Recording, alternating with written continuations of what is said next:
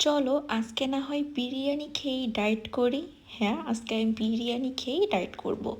বাইরে অনেক সুন্দর বৃষ্টি, আর সাথে বিরিয়ানি বা খিচুড়ি না হলে তো হয়ই না। আজকের বিরিয়ানি কিন্তু আমি চাল দিয়ে করব না, আজকের বিরিয়ানি এই কুসকুস দিয়ে করব। এটা আমি ব্রাউন নিচ্ছি, এটা ইয়েলো কালারও পাওয়া যায়, আরও অনেক টাইপের কালার পাওয়া যায়। বাট আমি যেহেতু ডায়েট করতেছি, আমার মনে হচ্ছিল যে এটা যদি আমি ব্রাউন দিয়ে করি তাহলে আমার জন্য খুব বেশি ভালো হবে। যেহেতু আমি ডায়েট করতেছি, এখানে রাইস ব্যবহার করব না, এখানে তো চিকেন খাওয়াই যাবে। আর আমি এবার চাচ্ছিলাম যে আমি আমার টেস্ট অনুযায়ী ডায়েট করব, তাহলে আমার আর বোর লাগবে না। তো আমি এখানে দেখলাম যে এই প্যাকেটে 2 কাপ কুসকুস ছিল, আমি 2 কাপই নিয়ে নিছি।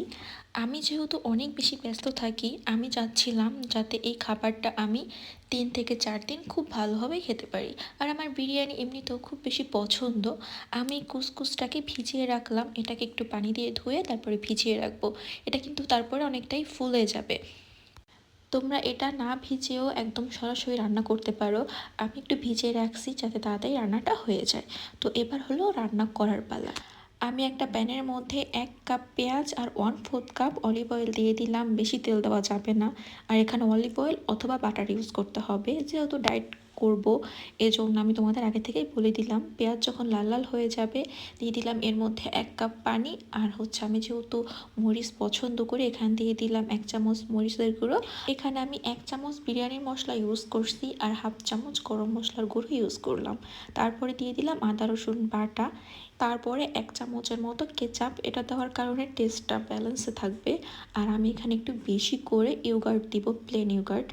আসলে এই টক দই দেওয়ার কারণে আরও বেশি হেলদি হবে, আর টক দই তো এমনিতেই ভালো আমাদের শরীরের জন্য, যে কারণে আমি একটু বেশি দিলাম, প্রায় 1/2 কাপের মতো টক দই দিয়েছি এখানে আমি। তারপরে দিব স্বাদ মতো লবণ, এটা তোমাদের পরিমাণ মতো বা তোমরা তোমাদের টেস্ট অনুযায়ী দিতে পারো, এটা আসলে কোনো পরিমাণ বলার কিছু নাই। আর দেখো মশলাটা কষানোর পরে এটা আমি 10 মিনিট বসে কষিয়েছি। দেখো তেল কি সুন্দর করে ভেসে আসছে।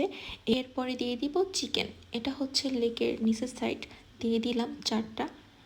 এটাকে এখন আমি মশলার সাথে কষিয়ে বারবার করে পানি দিয়ে খুব সুন্দর করে এই চিকেনটাকে সেদ্ধ করে নিব। দেখতে কত বেশি লোভনীয় লাগতেছে, দেখলে কি মনে হয় যে এটা একটা ডায়েটের খাবার? হ্যাঁ, এটা আমি এখন দুপুরে খাবো, রাতে কিন্তু এটা খাওয়া যাবে না, এটা কিন্তু ভালোই মশলা গেছে। আর দেখো তেলও কিন্তু অনেকটাই ভেসে ভেসে আসছে, আমি কিন্তু তেল বেশি ইউজ করি নাই তারপরেও। আর মশলা যখন খুব সুন্দর করে কষানো হয়ে গেছে আর চিকেনটাও খুব সুন্দর করে সেদ্ধ হয়ে গেছে, এর মধ্যে আমি ধুয়ে পরিষ্কার করে রাখা যে কুসকুস ছিল এটাও দিয়ে দিব এর মধ্যে। এই কুসকুসগুলো কিন্তু আমি একবারে দিব না, অল্প অল্প করে দিয়ে দিব, তাহলে মশলার সাথে এই কুসকুস মিশাতে সুবিধা হবে। কিছুকে মশলার সাথে 10 মিনিট রান্না করে নিছি, যখন একদম ভাজা ভাজা হয়ে গেছে এবার অ্যাড করব পানি। এখানে আমি যেহেতু আগে থেকে ভিজিয়ে রাখছিলাম কুসকুসগুলোকে, যে কারণে আমি 2 কাপ কুসকুসে 2 কাপ পানি দিব, মানে 2 কাপের থেকে একটু কম। তোমরা হয়তো বা কাপ দেখলেই বুঝবা যে একটু কম কম নিছি পানি আমি।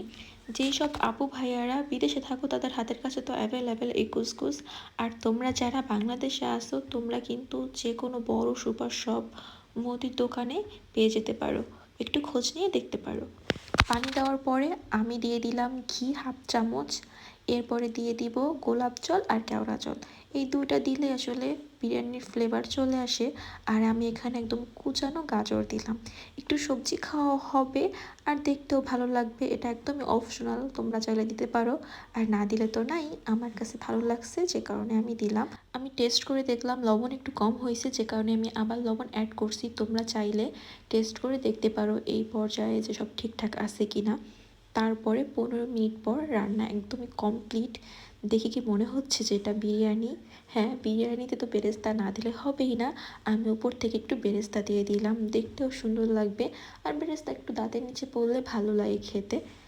এটার টেস্ট নিয়ে যদি এবার বলি তাহলে বলবো একবার হলেও টেস্ট করে দেখবা, এটা খেতে অনেক মজা, একদম বিরিয়ানির টেস্ট। আমার তো খুব ভালো লাগে বিরিয়ানি, আর এই কুসকুস দিয়েও বিরিয়ানি আমার খুব ভালো লাগছে।